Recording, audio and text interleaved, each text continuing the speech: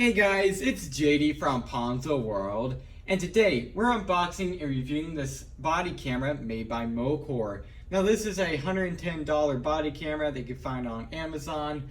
Links will be in the description below. And basically what this is, it's obviously a body camera for security guards, police, basically whatever you choose to use it for. So basically you have a strap on your stomach, whatever, and this thing is on that strap and it's recording whatever you're doing. So this would be great for like police officers in like doing a traffic stop or something like that, or an arrest maybe, just to have this camera rolling. And it'd be great in case you want to capture something on camera, such as what they're saying or something like that. So this would be mainly great for like a police officer. Anyway, so I guess we'll go ahead and start with showing you around the box. So you can see here, pretty decent box. There's nothing really on it other than the label here. So there it is. If you want to take a look at that, there you go. And I believe the way, yeah, okay, so I believe it opens from the front here. And okay, it does. And check that out. It's actually magnetic. That's pretty cool. Anyways, and all right, so there it is. And okay, so this thing's a lot smaller than what I thought. Looked much bigger in the Amazon listing. So okay, yeah, this thing's cute. Okay, obviously in this case, I would believe the smaller the better, because obviously you don't want a big old camera. But so there it is. Very cute little thing. You can see the screen back here, LCD screen. On the bottom here, we have micro HDMI or mini HDMI, whatever you want to call it. And then a charge port right there. And then on the side here, your power buttons, stuff like that. I'm probably going to have to read the manual and find out what all this is for. But there it is. You can see it. Very small little thing. Let's go and see what else is included. So here we have a power brick for obviously charging. And in here, okay, so is this like a mount maybe? I think it's a mount. Okay, so this is a mount for something. I'm probably gonna have to again look at the user manual for this, but it's a mount for something, so there's that. Then also we have a charging cable, you can see there, very long by the looks of it. And then also we have a little small disc, and this I believe would actually be your instruction guide. Yeah, so your instruction guide would be on this little tiny thing. So there it is, you can see right there. And again, I believe that's it. Or no, actually we have something under here. What is this? Stapled up. Okay, so here's the instruction guide.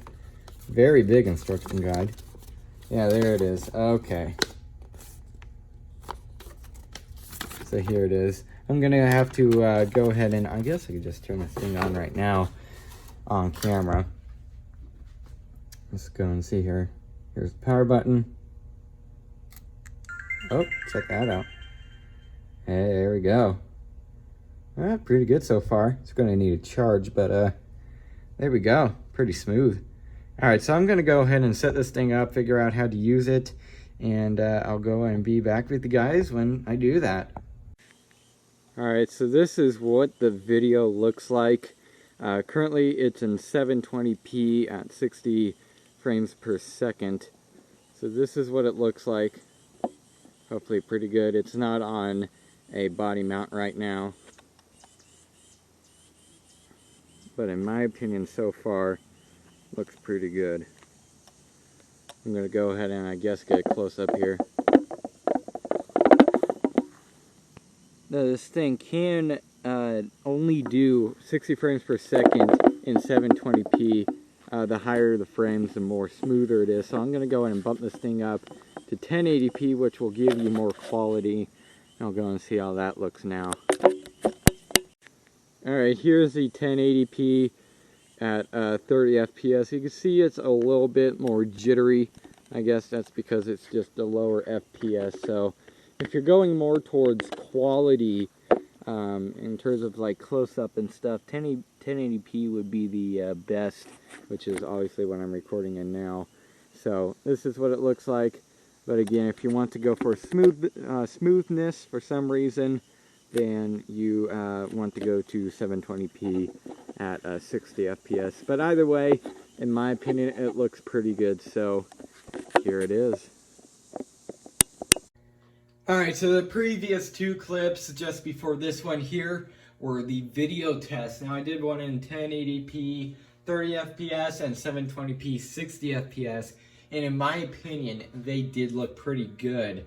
Now one thing I want to tell you guys before I get any farther is that for example, I hooked this thing up to a computer, in this case actually a MacBook, and I tried to import the video through just the normal Finder on the Mac onto the desktop, and it would not transfer the audio. And even if you just did a preview in QuickTime Player, it would not basically put out any audio. It would only be the video. So the way to fix that is you have to download VLC Player. Okay, I believe this is actually made by Apple. I'm pretty sure. I might be wrong about that. Anyways, you have to download VLC Player. It's available on Mac and Windows. And if you import this, the video from here into VLC Player, it will play perfectly fine. The video plays perfectly fine, and now does the audio. So if you're not getting any audio out of the camera when you try to play back the video or something on a computer, that's why you have to go through VLC Player. Now keep in mind, it's a free application, so it doesn't cost you any money. You just have to simply download it and it will be on your computer. So I wouldn't say that really impacts the usefulness of this device or anything. You just have to download a program. It takes 10 minutes to download and it's completely free. So anyways, there's that. So another thing I want to go over here is I'm going to turn this thing on. And I did a audio test here. Now, this was through the little recording button on the side. You click this and it just it simply records audio and not video, not picture, but just the audio. So it's like an MP3 file. I took some recordings here. I tried to play them back, and basically the speaker inside of this thing is very, very quiet. So I'm going to click on one here, but you're really not going to be able to hear much. So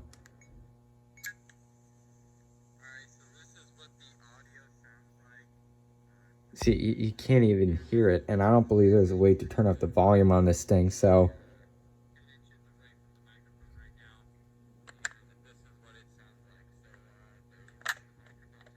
but you could tell it, and I don't think that's the microphone's fault that's on here. I think it's just the built-in speaker's fault.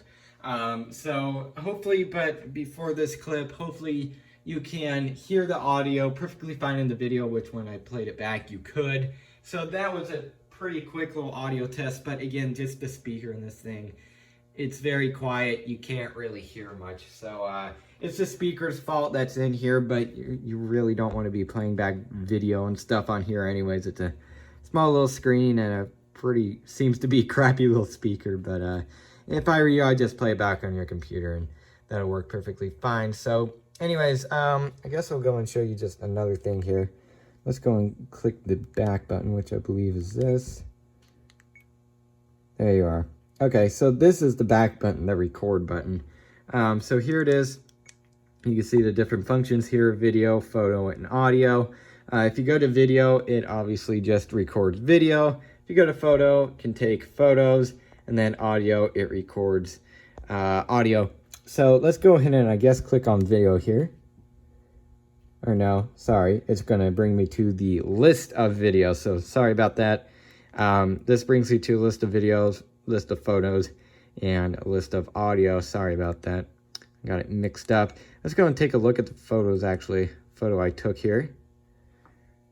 And it looks worse on camera than it does in real life here. But on this little screen here, it looks all right. It's pixelated, but that's just the screen.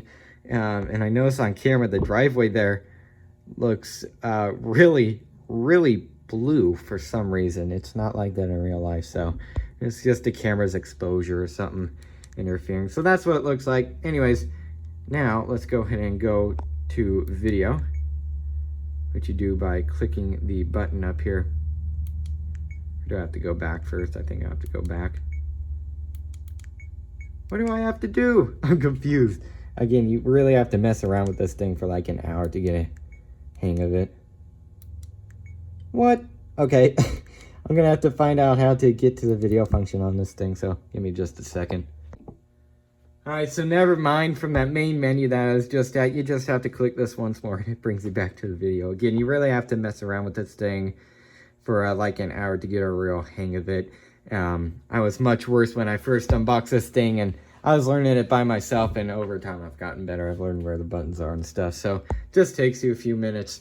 Anyway, so here is, again, the video here. I already showed that function off, so we're going to go ahead and look at the different functions, or should I say settings. So let's go ahead and hold the OK button, the one in the middle here. So right here, we have a bunch of options. We have resolution, which you could change between 1080p, 720, and I believe it even can record in 240p. So if you're really wanting to save space, that will work. You also have photo size here, photo burst mode, pre-record, post-record, video quality, video length, motion detection, LCD auto off, auto power off, ketone, device volume, and file browser mode, device ID. I don't really think that matters in this case if I'm showing that or anything. Password, change password, stealth mode, voice broadcast, language, Wi-Fi. Let's go and see what else.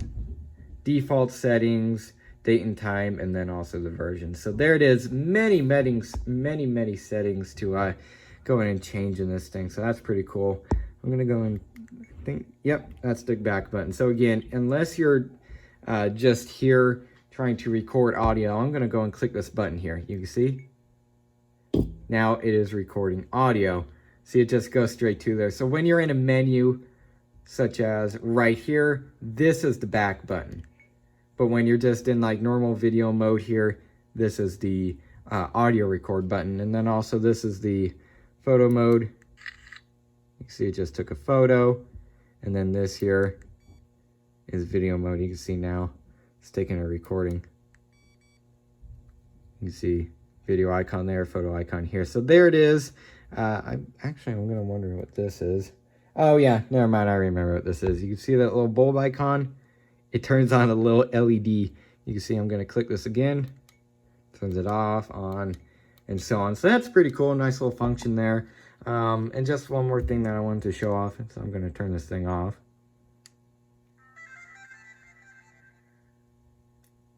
Give it a second here. Okay, now what I'm going to do is pop off the battery cover on this thing in case you're wondering how, in case it's frozen or something like that. So what you have to do is this little flap right here on the bottom. You have to get something small like a flathead screwdriver and pop it off because it's really on there. There you go. You can see it folds down, and then this little cover here is a little bit loose on the bottom, and you pop it off. Nothing here, but here's the battery. You can see right there. Let's go ahead and take it out here. You can see there, voltage rating, stuff like that. So there it is. And here is, actually, no, that's the serial number. I don't know if I want to show that. So there it is. So pretty cool. I guess what I'll go and do now is go in and stop the clip and give you guys my final opinions. Alright, so overall, what do I think of this body cam? I think this thing is actually pretty good for the price. Now, I also showed this thing to my dad when we were getting the VLC player thing figured out and stuff. And he was pretty impressed by the video quality too. So he thought it was impressive, and I also think it's impressive. Again, only $110, and for video quality, seems pretty good. The only downside, I guess you could say, is that it doesn't record 60 FPS in 1080p mode. But if you're going for smoothness and not so much video quality, then I'll go to 720p 60 FPS. But if you want better video quality in terms of pixels and stuff, but it being a little bit less smooth, and go to the 1080p 30 FPS. Honestly, I didn't even really see that much of a difference when I compared the 60 FPS to a 30. It was a little bit more jittery on the 30 FPS, but again, that's just how it goes. So still pretty impressive for the price. Build quality, it seems to be perfectly fine. I wouldn't say you really would be dropping this thing often. It's just going to be hanging on your shirt by this little clip that comes included. By the way, that's a pretty nice little addition. But it'll probably survive a drop. I'm just going to do a little drop test here, I guess. That still turns on just fine. Yep, works just fine. So there you go, survived a little drop, but so pretty good, I would say, for the price.